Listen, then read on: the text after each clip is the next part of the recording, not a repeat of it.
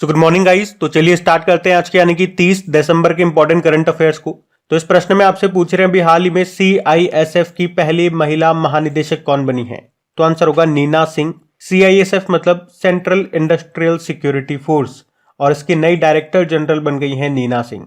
और इनका नाम इसलिए इंपॉर्टेंट है क्योंकि इस पद पर आने वाली ये पहली महिला है। ये 31 जुलाई 2024 से अपना पद संभालेंगी। ये 1989 बैच की राजस्थान कैडर के आईपीएस अधिकारी हैं। और राजस्थान वाले जो स्टूडेंट्स हैं वो ये भी ध्यान रखें कि राजस्थान की पहली महिला आईपीएस अधिकारी हैं ये, नीना सिंह इनका नाम है।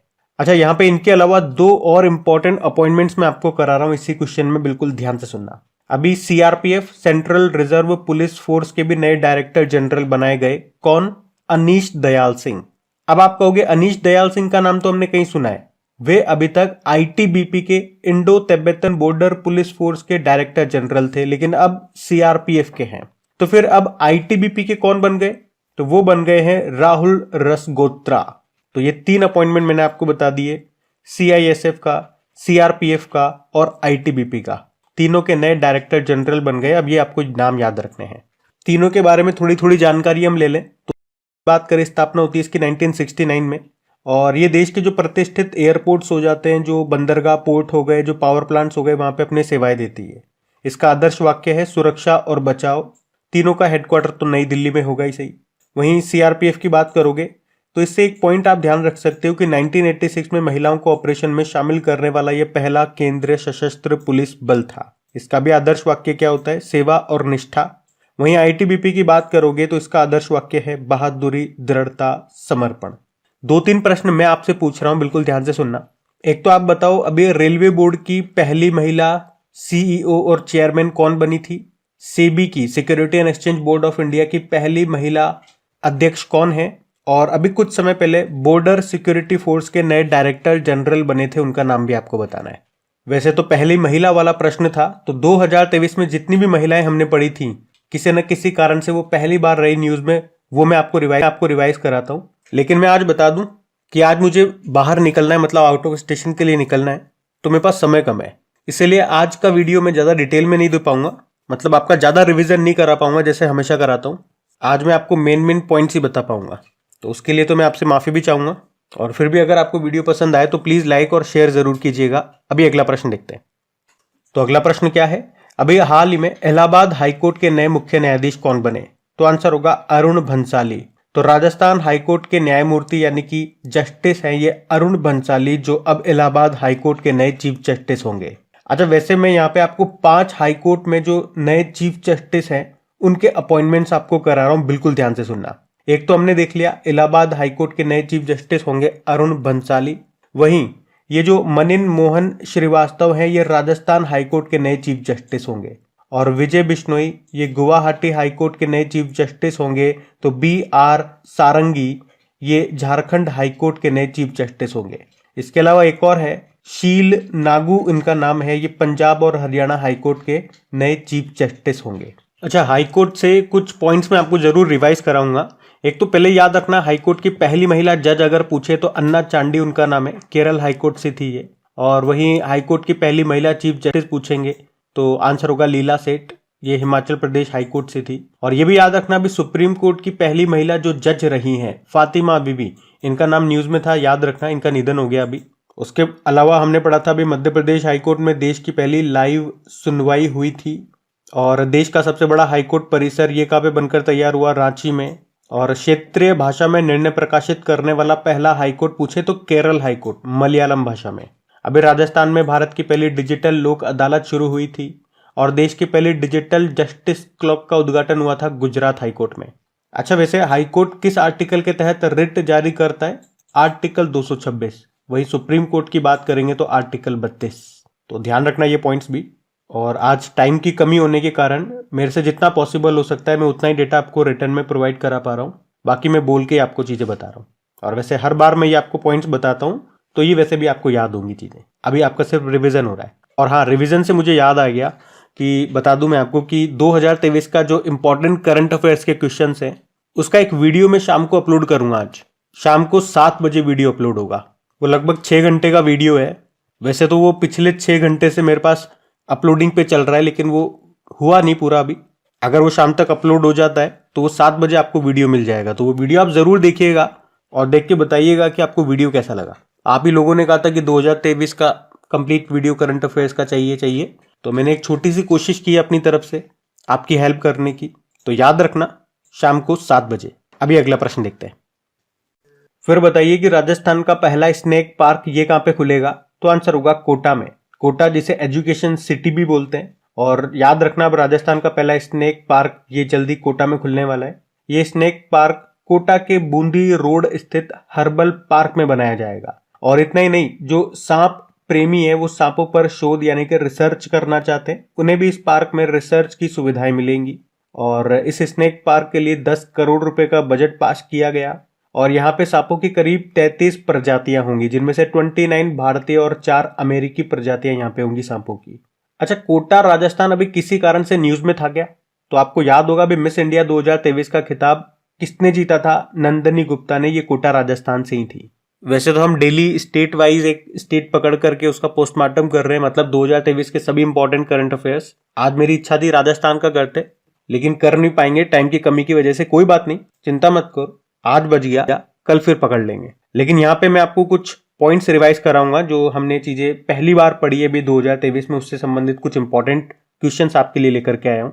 जैसे कि आपको याद है, अब तटीय पोत से इलेक्ट्रोमैग्नेटिक रेल गन लॉन्च करने वाला पहला देश बना था जापान। ISO सर्टिफिकेट पाने वाला देश का पहला महिला पुलिस थाना बना भोपाल में। भारत के बाहर पहला IIT कहाँ पे बनेगा? तंजानिया के जांजिबार में। कौन बनाएगा? IIT मद्रास, और इसकी पहली महिला निदेशक होंगी प्रीति अगलायम। भारत के बाहर पहला योग विश्वविद्यालय ये अमेरिका में खुला था स्वामी विवेकानंद जी के नाम पे। और अभी आपको याद हो तो भारत में भी मोदी जी ने अभी सबसे बड़े योग सेंटर का उद्घाटन किया था। आप बताओ उसका नाम क्या है और कहाँ पे वो उद्घाटन किया गया था? जबकि भारत के बाहर दुनिया का दूसरा सबसे बड़ा मंदिर बना है, ये भी अमेरिका में ही, अमेरिका के न्यू जर्सी में, ये दूसरा है। और अगर पहला सबसे बड़ा की बात करेंगे तो अंकोर वाट का मंदिर है जो कंबोडिया में है, विष्णु भगवान को ये समर्पित मंदिर है। वहीं ग्रीन हाइड्रोजन से चलने वाली भारत की पहली बस को भी लॉन्च किया गया। कहाँ से? दिल्ली में जो कर्तव्य पथ है वहां पे हमारे जो पेट्रोलियम मंत्री हैं हरदीप सिंह पुरी, उन्होंने ही किया था। और इन बसों का संचालन कर रहा है या शुरू किया इंडियन ऑयल ने। और देश के पहले पॉलिथीन कचरा बैंक को कहाँ पे स्थापित किया गया? उत्तराखंड में। जबकि दक्षिण पूर्व एशिया की पहली हाई स्पीड रेल है वूश, ये शुरू हुई इंडोनेशिया में। भारत का पहला सोलर साइकिल ट्रैक ये बनाया गया हैदराबाद में, जिसकी लंबाई है 23 किलोमीटर। और प्रधानमंत्री मोदी जी ने कहां पर दिव्यांगजनों के लिए देश के पहले हाईटेक स्पोर्ट्स ट्रेनिंग सेंटर का उद्घाटन किया? तो ग्वालियर में। तो यहाँ पे 10 क्वेश्चन है जो संबंधित हैं किसी न किसी कारण से पहली बार से, तो इनको ध्यान में रखना। अगला प्रश्न देखते हैं। फिर बताइए, अभी हाल ही में वाई भारत मैटर्स नाम की बुक को लिखा किसने? तो आंसर होगा सुब्रमण्यम जयशंकर। हमारे विदेश मंत्री हैं सुब्रमण्यम जयशंकर, और इन्होंने ही ये बुक लॉन्च की है जिसका नाम है वाई भारत मैटर्स। इसके अलावा कुछ और बुक्स मैं आपको रिवाइज कर रहा हूँ। तो अभी संजीव सान्याल, इन्होंने रिवोल्यूशनरीज नाम की बुक लिखी थी। ये सारी 2023 की ही बुक्स हैं। Doctor AK Dwivedi human anatomy नाम से बुक लिखी। Kaki Madhav Rao breaking barrier the story of the Dalit chief secretary नाम से बुक लिखी। अंबेडकर अ लाइफ, इस बुक को लिखा शशि थरूर ने। के अब्दुल गफ्फार अनजान साक्षी नाम से इनकी आत्मकथा आई थी, जिसको महेंद्र सिंह धोनी ने लॉन्च किया था। ब्रिटेन के प्रिंस हैरी की आत्मकथा आई स्पेयर नाम से। अरविंद मंडलोई ने जादूनामा नाम से बुक लिखी थी। शुभ्रा गुप्ता ने Irfan Khan a life in movies नाम से बुक लिखी। Doctor Ashwini Fernandes India's knowledge supremacy the dawn नाम से बुक लिखी। और Meghnad Desai the poverty of political economy नाम से बुक लिखी थी।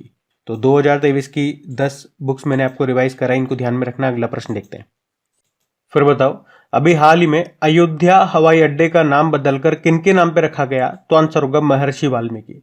तो अयोध्या में नए हवाई अड्डे का नाम महर्षि वाल्मीकि हवाई अड्डा अयोध्या धाम होगा। प्रधानमंत्री ने अभी 30 दिसंबर को इसका उद्घाटन किया। और आपको याद हो तो अभी तक हम इसे मर्यादा पुरुषोत्तम श्री राम हवाई अड्डा कहते थे, लेकिन अब याद रखना इसका जो नाम होगा वो है महर्षि वाल्मीकि अयोध्या धाम हवाई अड्डा। और अभी हमने पढ़ा भी था कि वहां पे जो अयोध्या जंक्शन रेलवे स्टेशन है उसका भी नाम बदलकर क्या कर दिया गया? अयोध्या धाम रेलवे स्टेशन कर दिया गया। अच्छा, अभी यूपी से संबंधित कुछ प्रश्न मैंने आपको रिवाइज करवाए थे, जैसे कि उत्तर प्रदेश का पहला सोलर सिटी बनेगा अयोध्या। उत्तर प्रदेश सरकार कहां पर मंदिर संग्रहालय बनाएगी? अयोध्या में। अयोध्या में डिज्नीलैंड के आधार पर रामालैंड विकसित किया जा रहा है। अयोध्या में ही जटायु क्रूज सेवा शुरू हुई। अभी अयोध्या में सरयू नदी पर रामायण नामक सौर ऊर्जा से चलने वाले जहाज चलाए जाएंगे। और इसी तरह अभी संपर्क क्रांति एक्सप्रेस का नाम बदल के अक्षरधाम एक्सप्रेस कर दिया गया। मुंबई के चर्च गेट रेलवे स्टेशन का नाम सीडी देशमुख के नाम पर रख दिया गया। आरबीआई के पहले भारतीय गवर्नर हैं। भोपाल मेट्रो का नाम भोज मेट्रो कर दिया। तो हावड़ा कालका मेल ट्रेन का नाम नेताजी एक्सप्रेस के नाम पे कर दिया। कर्नाटक में जो हुबली रेलवे स्टेशन है उसका नाम श्री सिद्धरुदा स्वामी जी के नाम पे कर दिया गया। और यहीं पे आपको सबसे लंबा रेलवे प्लेटफॉर्म मिलेगा, 1507 मीटर इसकी लंबाई है। पाताल पानी रेलवे स्टेशन का नाम तात्या मामा रेलवे स्टेशन कर दिया। तो मध्य प्रदेश में ही हबीबगंज रेलवे स्टेशन का नाम रानी कमलापति के नाम पे रख दिया। इलाहाबाद जंक्शन का नाम प्रयागराज जंक्शन कर दिया था। मंडुआडीह रेलवे स्टेशन का नाम बनारस जंक्शन कर दिया। तो मुगल सराय रेलवे स्टेशन का नाम पंडित दीनदयाल रेलवे स्टेशन कर दिया। नौगढ़ रेलवे स्टेशन को अब सिद्धार्थ नगर रेलवे स्टेशन के नाम से जानते हैं। तो उत्तर प्रदेश में ही झांसी रेलवे स्टेशन को रानी लक्ष्मीबाई के नाम से जानते हैं। तो काकोरी कांड का नाम काकोरी ट्रेन एक्शन कर दिया गया। तो ये अभी हाल ही में जो नाम बदले गए वो मैंने आपको फिर से रिवाइज करा दिए, ध्यान में रखना। अगला प्रश्न देखते हैं। फिर बताओ, अभी हमारे जो गृह मंत्री अमित शाह उन्होंने किसे मैन ऑफ द ईयर 2023 पुरस्कार से सम्मानित किया? तो आंसर होगा LP हेमंत को। कौन है ये LP हेमंत? तो लैटिन अमेरिका और कैरेबियन परिषद के निदेशक हैं LP हेमंत, जिनको भी व्यापार, कूटनीति और वैश्विक आर्थिक संबंधों में उनके असाधारण योगदान के लिए गृह मंत्री अमित शाह ने मैन ऑफ द ईयर 2023 पुरस्कार से सम्मानित किया। अच्छा, बाकी ये ऑप्शन वाले नाम आपने जरूर सुने होंगे। एक तो वासिनी लारेड्स, ये अल्जीरियाई देश के प्रोफेसर हैं। अभी कला और साहित्य में यूनाइटेड अरब अमीरात का ग्रेट अरब माइंड्स अवार्ड इन्होंने जीता था। वहीं सुकृता पॉल कुमार जानते हैं, उन्होंने अपनी book salt and paper selected poems के लिए रविंद्रनाथ टैगोर साहित्यिक पुरस्कार जीता। और डॉक्टर पूनम खेत्रपाल सिंह याद होगा, वैसे तो ये WHO में, वर्ल्ड हेल्थ ऑर्गेनाइजेशन में दक्षिण पूर्व एशिया की पहली महिला क्षेत्रीय निदेशक है। लेकिन इनका नाम न्यूज में था क्योंकि अभी भूटान का national order of merit gold medal इनको मिला था। तो ये नाम भी ध्यान में रखना। अगला प्रश्न देखते हैं। फिर अगला प्रश्न है, अभी हाल ही में यूरोपीय संघ आयोग के पूर्व अध्यक्ष का निधन हो गया। नाम बताओ। जैक्स डेलर्स। तो यूरोपीय संघ के पूर्व प्रमुख जैक्स डेलर्स का अभी 98 वर्ष की उम्र में निधन हो गया। आपको बता दूं, वे फ्रांस के पूर्व वित्त मंत्री भी रह चुके थे और वे 1985 से लेकर 1995 तक यूरोपीय आयोग के अध्यक्ष रहे थे।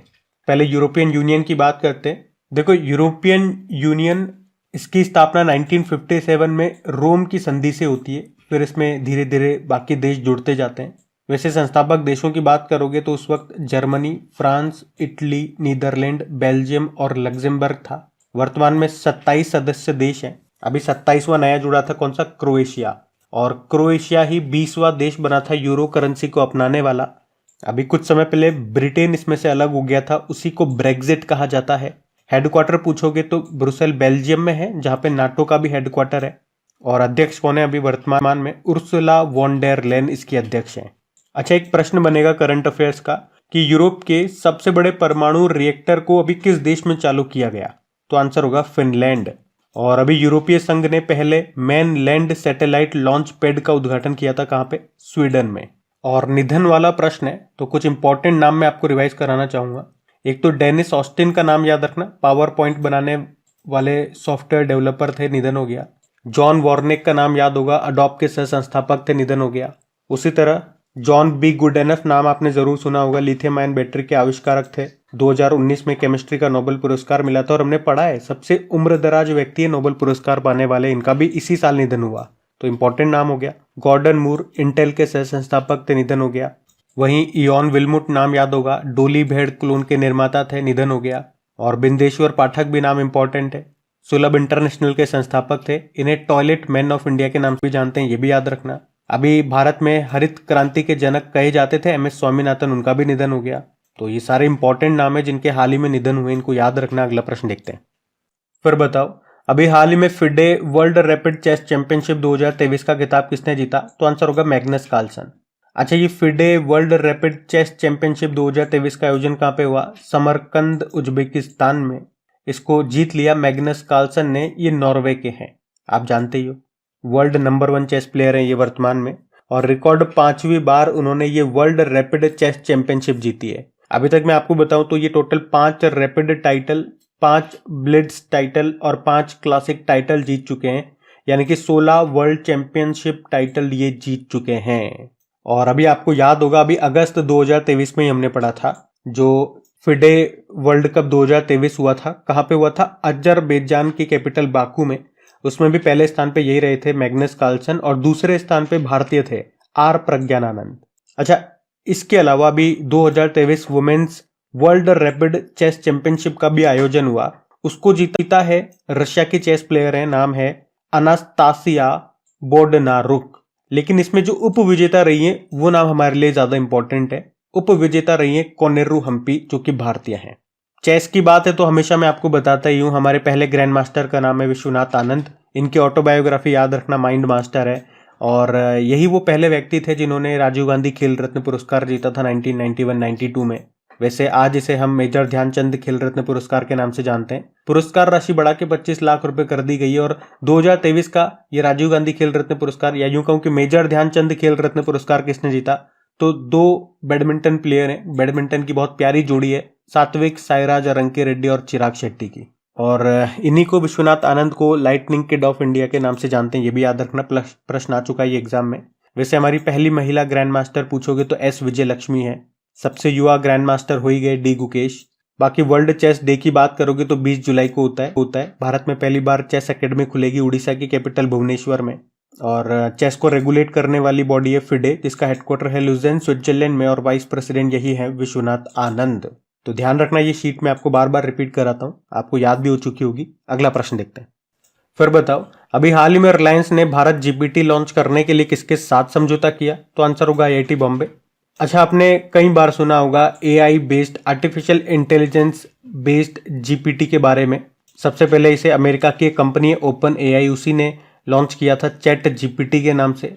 फिर गूगल ने बार्ड लॉन्च किया, फिर रशिया ने गीगा चैट लॉन्च किया, और अब भारत में भी आकाश अंबानी ने कहा कि हम भी भारत में अपना एआई बेस्ड एक जीपीटी लॉन्च करेंगे और उसका नाम भारत जीपीटी होगा। और इसके लिए रिलायंस ने आईआईटी बॉम्बे के साथ समझौता भी किया है, ताकि आईआईटी बॉम्बे की हेल्प ली जा सके इसे बनाने में। जीपीटी की फुल फॉर्म याद रखना आप, जनरेटिव प्री ट्रेन्ड ट्रांसफॉर्मर। 2 बार एग्जाम में पूछी जा चुकी है ये। अच्छा, इसके अलावा आकाश अंबानी ने यह भी कहा कि जियो टेलीविजन के लिए हम खुद का ऑपरेटिंग सिस्टम भी लॉन्च करेंगे। तो ये है भैया भारत जीपीटी, किसके साथ मिलके? आईआईटी बॉम्बे, याद रखना। अगला प्रश्न देखते हैं। फिर बताओ, अभी हाल ही में किस बैंक ने अपनी न्यूजीलैंड सहायक कंपनी की 100% हिस्सेदारी बेचने की घोषणा की है? तो आंसर होगा बैंक ऑफ बड़ौदा।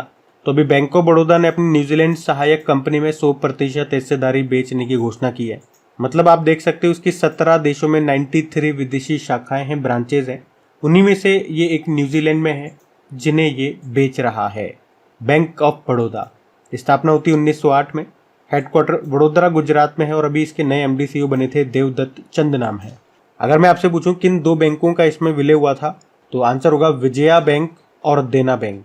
और इसका टैगलाइन होता है इंडियाज इंटरनेशनल बैंक। तो गाइज, ये था आज का आपका करंट अफेयर्स का सेशन। मानता हूं थोड़ा रिविजन कम हो पाया, लेकिन मेरे से जितना पॉसिबल हुआ मैंने उतना आपको कराया भी है।